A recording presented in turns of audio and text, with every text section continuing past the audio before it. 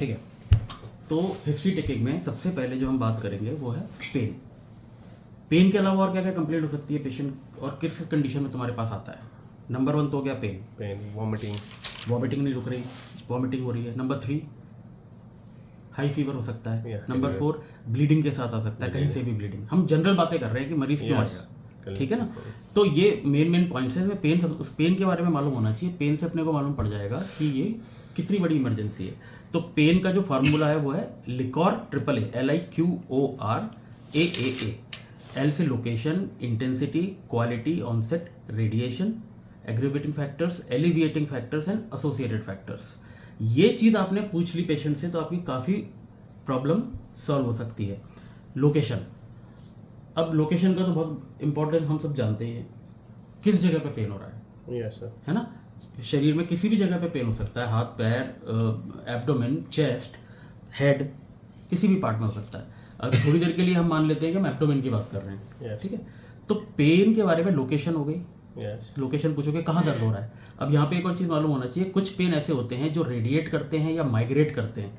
For example जो renal stone का pen होता है ना, वो यहाँ से शुरू होकर लॉइन टू ग्रोइन, मतलब ऊपर से नीचे जाता है। ये बड़ी क्लासिकल हिस्ट्री है।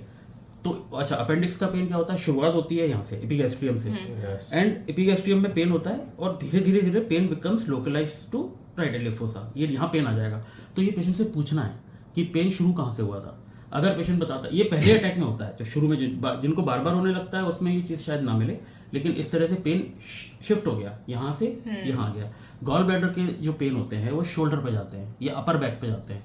इसका कारण क्या है? इसका कारण ये है कि ब्रीदिंग के साथ इन्फ्लेम गॉल ब्लैडर, ये डायफ्राम रहता है ना, तो डायफ्राम की भी वही ब्लड, वो नर्व सप्लाई है C234, और वही शोल्डर की भी है। तो ये रेडिएटिंग पेन है, ठीक है। ये अपर बैक में भी जा सकता है। पेनक्रियास का पेन है, पीठ में आता है। कभी कभी गॉल ब्लैडर, कोलिसिस्टाइटिस, पेनक्रियाटाइटिस इकट्ठा होता है तो लोग बैक एक के साथ आते हैं। दूसरी बात, एपिगैस्ट्रिक पेन हो रहा है, ज़रूरी नहीं है पेट से आ रहा हो, ये हार्ट रिलेटेड इश्यूज भी हो सकते हैं, टाइटनेस हो जाएगी। इसी तरह ब्रीदिंग वाले पेन, यहाँ इधर दर्द होता है चेस्ट में, लिवर एब्सेस में दर्द होता है चेस्ट में, और नीचे आप देखोगे तो शायद आपको पेशेंट कुछ भी ना मिले। तो ये जो है लिवर एब्सेस का जो पेन है वो रिब केज के अंदर ऐसा लगता है कि यहाँ से कुछ हो रहा हो। सो लोकेशन जाननी बहुत ज़रूरी है, और वो लोकेशन के साथ साथ ऑनसेट कैसी रही उस पर अपन अभी आ रहे हैं।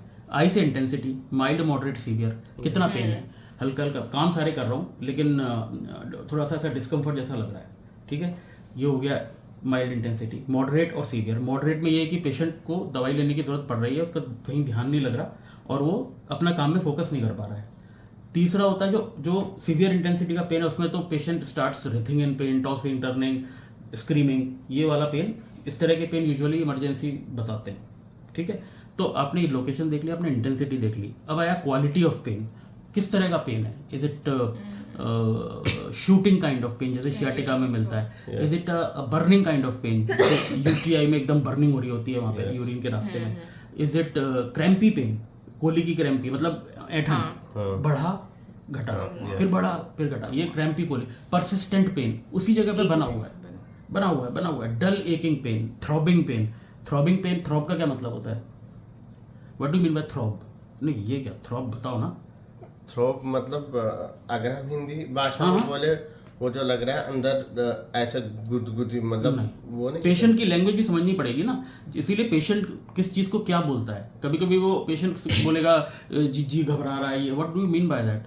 तो ये इसी तरह जो पेन, जो थ्रॉबिंग पेन है, थ्रॉब का मतलब throb, heart throb, you are my heart throb. Throb का मतलब होता है पल्सेटिंग पेन। ये आया गया थ्रॉब, ठीक है। और ये कहाँ मिलता है? अगर ये अक्सर एब्सेसेस हो जाते हैं ना जब, तो एब्सेस में थ्रॉबिंग पेन विद फीवर होता है, ठीक है। आप पेशेंट से पूछो कि क्या आप रात में सो पाए थे, अक्सर पेशेंट बोलेंगे एब्सेस वाले नहीं सो पाए थे।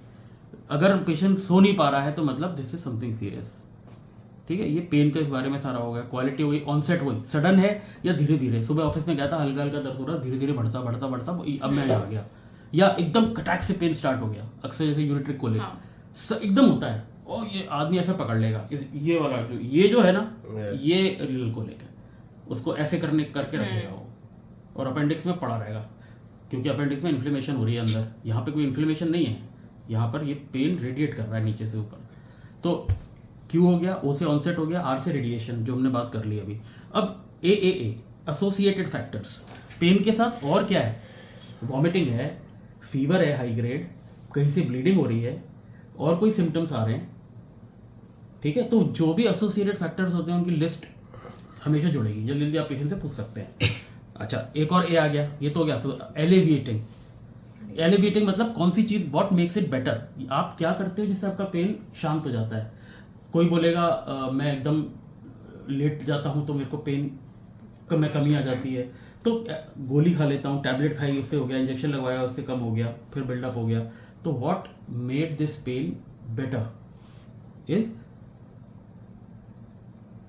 ये हम लोग बात कर रहे हैं एलिवेटिंग फैक्टर्स, जो पेन को दबा रहा है, जो वो हर चीज जो पेन को दबा रही है। yes. तीसरी चीज हो गई aggravating, what makes it worse, ऐसा क्या है जो पेन आपको और बढ़ जाता है। स्पाइनल हेडेक वाला बोलेगा जी खड़े होता हूँ मेरे को धमधम चालू हो जाती है सर में, तो ये क्या हो गया, एग्रेवेटिंग फैक्टर्स हो गया।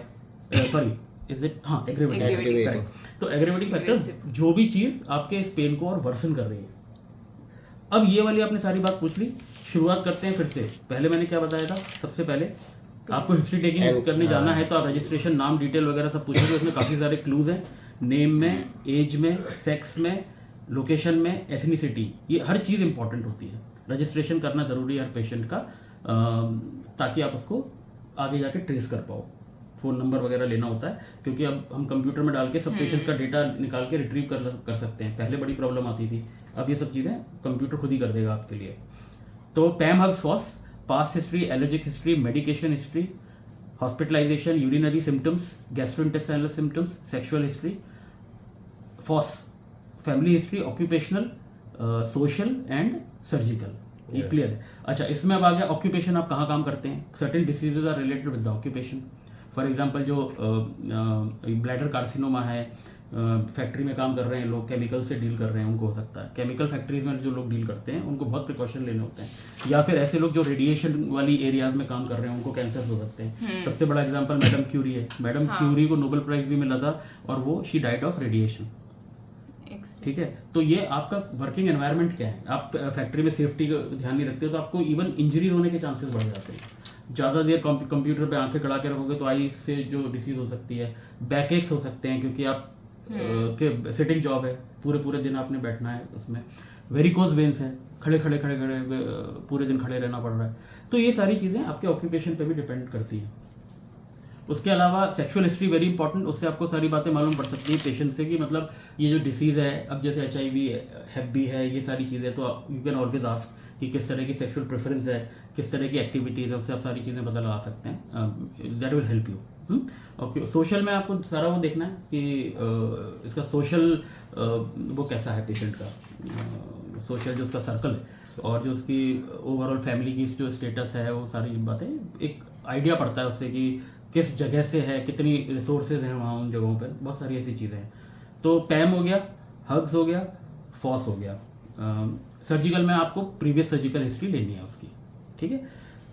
और आपने फिर पेन की भी सारी बातें कर ली। अच्छा, एक अब अगर हम बात करते हैं वुंड्स की, तो पेन के अलावा एक और चीज़ है एसोसिएटिंग फैक्टर्स में, वुंड, ठीक है। वुंड्स क्या होते हैं, वुंड की डेफिनेशन क्या है, ब्रीच इन द एपिथेलियम, मतलब ये सरफेस अगर हट गई तो जो बचेगा उसको वुंड कहेंगे। वुंड का एक क्लासिफिकेशन जो सर्जरी में हम लोग पढ़ते हैं, आप लोगों को अगली बार पढ़ के आना पड़ेगा। 4 तरह से, क्लीन, कंटामिनेटेड एंड डर्टी, 4 तरह के वुंड्स होते हैं और उस हिसाब से उसका मैनेजमेंट कैसे करना है वो करना है। दूसरा, एक डायबिटिक फुट की अपन बात जरूर करेंगे नेक्स्ट उस पर, कि डायबिटिक फुट का मैनेजमेंट वो होता क्यों है, what is the cause, what can be done, और न्यूअर मोडालिटीज़ क्या हैं, क्या नई नई चीज़ें ऐसी आ रही है जिसमें हम पेशेंट को जो डायबिटिक फुट वाले पेशेंट को बेटर किया जा सकता है। और एक अपना जो स्टोमा वाला पार्ट है, स्टोमा के ऊपर एक क्लास अलग से ले लेंगे। सो ये चीज़ों की प्रैक्टिस करनी पड़ेगी पेशेंट्स के ऊपर, और धीरे धीरे आपको क्विकली सब समझ में आने लगेगा। तो जो सारे पॉइंट्स हैं, जो भी पॉइंट्स हिस्ट्री में प्रेजेंट हैं, उनको सोचते हुए आपको दिमाग में लाना पड़ेगा, अच्छा ये हो सकता है, ये हो सकता है, करेक्ट। ये अभी आपने एग्जामिन नहीं किया है पेशेंट, ये सिर्फ हिस्ट्री टेकिंग पे, बेस्ड ऑन हिस्ट्री टेकिंग, तो अब दिमाग में कुछ 4-5 चीज़ें आ गई। अब पेशेंट को पकड़ के आपने एग्जामिन किया अच्छी तरीके से, डिटेल, वो नेक्स्ट बार में पढ़ लेंगे और उसके बाद इन्वेस्टिगेशंस करें। एग्जामिनेशन के बाद भी आपकी जो डिफरेंशियल डायग्नोसिस है वो दिमाग में थोड़ी थोड़ी क्लियर होने लगेगी, कन्फ्यूजन भी बढ़ सकता है। और उसके बाद फिर आप उसके इन्वेस्टिगेशंस करवाएंगे and then you will make a final diagnosis. तो 5 डायग्नोसिस में से एक फाइनल इस तरीके से बनता है, ठीक है। कोई भी टेस्ट ऐसा नहीं है अपन सोचे कि भाई ये करा लो वो करा लो, अननेसेसरी टेस्ट कराते रहते हैं हम लोग, दैट इज़ नॉट फेयर, वो गलत है। रेडियोलॉजिस्ट से आप बहुत कुछ एक्सपेक्ट करते हो, लेकिन अगर क्या कर रेडियोलॉजिस्ट को लिख के देना होता है कि भाई वी आर सस्पेक्टिंग दिस, तब वो उस तरीके से उस रिपोर्ट को भी देखेगा। या अच्छा रेडियोलॉजिस्ट तो आपसे फ़ोन करके बात कर लेगा कि आपको क्या लग रहा है। सो ये सब चीज़ें बहुत इंपॉर्टेंट है कि सिर्फ इन्वेस्टिगेशन नहीं कराना है, इस रास्ते से ही जाना पड़ेगा। अब प्रॉब्लम क्या है, अपनी जगह पे बैठे बैठे ऑर्डर कर दिया ये टेस्ट बोले ये जाओ करो, उससे इंपॉर्टेंट चीज़ें मिस हो जाती हैं।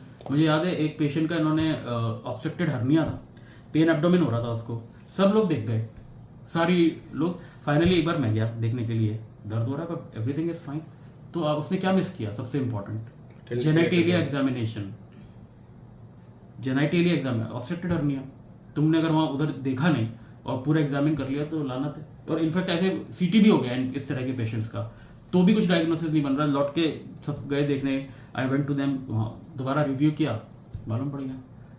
सो genitalia exam, exposure is very important. Trauma में ABCD होती है ना, जो airway, breathing, circulation, disability, exposure.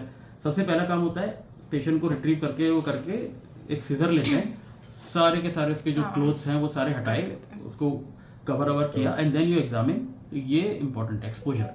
बिना एक्सपोजर के काम कर रहे हैं, थोड़ा सा खोल के बैठे हैं, नो, ठीक है। ये सारी चीज़ें इंपॉर्टेंट हो गई।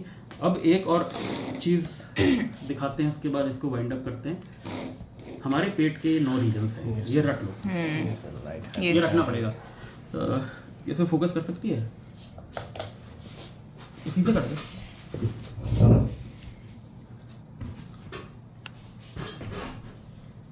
यस, क्लियर, ठीक है। सो तुम देख रहे हो ये 2 लाइनें वर्टिकल, 2 लाइनें हॉरिजॉन्टल। अब ये मैं नहीं बताऊंगा कि ये जो लाइन्स हैं वो किस प्लेन से जा रही है, आपका काम है। तो आपने देखा ये रिब केज आ गई, ये ज़िफिस्टर्नम आप फील करके देख सकते हो अपना, और ये नीचे वाली बोन फील कर सकते हो, ठीक है। तो ये तुम्हारे इसके बीच में, अब ये इन्होंने इसको 9 रीजन्स में डिवाइड किया। पहला ये राइट हाइपोकॉन्ड्रियम, इसमें क्या होता है, लिवर, गॉल ब्लैडर, ठीक है। एपिगैस्ट्रिक में क्या रहेगा, स्टमक एंड पेनक्रियाज, ठीक है। लेफ्ट हाइपोकॉन्ड्रियक में स्प्लीन, अगर वो लार्ज हो जाए तो ये इधर आएगी, ठीक है। राइट लंबर में किडनी, लेफ्ट लंबर में किडनी, अम्बलाइकल में सारी इंटेस्टाइन भी पड़ी हुई है, लूप्स, उसके पीछे पेनक्रियाज पड़ा हुआ है। राइट आइलियक रीजन, ये बड़ा इंपॉर्टेंट रीजन है, बहुत सारे पेन वाले पेशेंट यहाँ लेकर आते हैं। तो इधर अपेंडिक्स रहेगा, इधर इलियोसिकल जंक्शन है, इधर से यूरेटर जा रहा है, बहुत सारी चीज़ें जा रही है, क्वेश्चन भी आता है। हाइपोगैस्ट्रिक में मेनली ब्लैडर यूट्रस वाला एरिया है, and the left iliac region जहाँ पे सिग्मोइड कोलोन वाला एरिया है, ठीक है। तो ये मालूम होना चाहिए किस जगह पे पेन है, then we should be able to tell. Normally liver जो होता है वो अंदर ही रहता है रिब केज के, हेपेटोमेगाली होगी तब वो नीचे आएगा। ऐसे ही स्प्लीन कम से कम 3 गुना बड़ी होनी चाहिए, तब जाके वो फील होगी बाहर आके, ओके। तो ये छोटी छोटी चीज़ें हैं। तो ये कैसे मालूम पड़ेगा, बार बार पेशेंट पे आप हाथ रखोगे, धीरे धीरे तभी डेवलप कर पाओगे सारी चीज़ों को। अगर हम इसके बाद ये और देख लेते हैं तो हाँ ये था ना, ठीक है, आई गेस इससे क्लियर हो जाएगा, यस सर, ठीक है ना। सरफेस एनाटमी और genitalia examination is a must. अच्छी रहे पेशेंट को, ठीक है, बंद कर दिया।